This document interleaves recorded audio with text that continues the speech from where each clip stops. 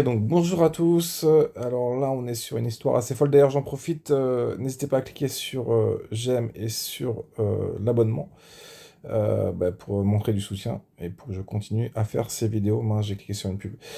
Ok, donc là aujourd'hui c'est une histoire assez folle, donc le titre c'est «Je passe mon temps à porter plainte pour éviter les saisies». Donc elle ne prend jamais le train mais doit près de 22 000 € à la SNCF. Super.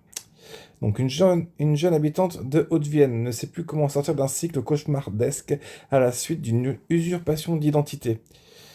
Je passe mon temps à porter plainte pour éviter des saisies sur mon compte, explique Méline aux Parisiens. Âgée de 18 ans, cette habitante de Verneuil-sur-Vienne, une commune de Haute-Vienne, entre Oradour, alors c'est Oradour, hein, c'est pas Oradour je crois, hein, sur Glane et Limoges, vit depuis 2 ans un enfer à base d'amendes à répétition de la SNCF à cause d'une usurpation d'identité. Alors je comprends pas, ça fait 2 ans qu'elle vit ça, donc il y a 2 ans elle avait 16 ans, et elle pouvait quand même recevoir des amendes, ouais, je comprends pas. Des amendes majorées transmises par le Trésor public, elle en a reçu entre 30 et 50, pour un total de 21 669 euros. Alors attends, j'ai pas compris. Donc là, le total, ils ont le total précis, 21 669, et par contre, ils savent pas s'il y en a enfin, il y en a entre 30 et 50 amendes. Ils peuvent pas dire un chiffre, ils peuvent pas dire il y a 46 amendes, par exemple. Non, c'est louche. Bon, moi, je repère les trucs louches dans les articles, mais bon, voilà, bon, on va continuer à lire. Euh,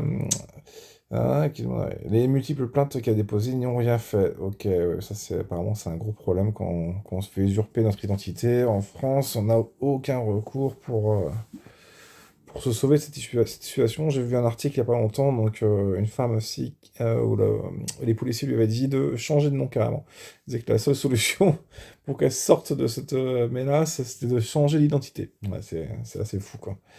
Donc pourtant, Méline l'assure, je ne prends jamais le train, mais je reçois tout le temps des amendes venant de tous les coins de France, de l'Est, de Paris, comme du Midi, victime d'une usurpation d'identité.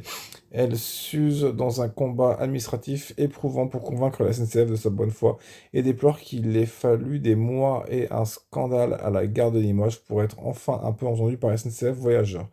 Grâce aussi à la révélation de l'affaire par le quotidien local Le Populaire du Centre.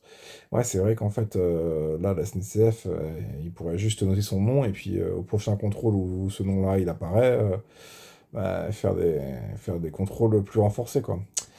Alors, réclamation mode d'emploi. Méline n'est pas la seule à plonger dans ses affaires au sujet d'amende SNCF, même si le montant dans son cas est particulièrement élevé. Sur son site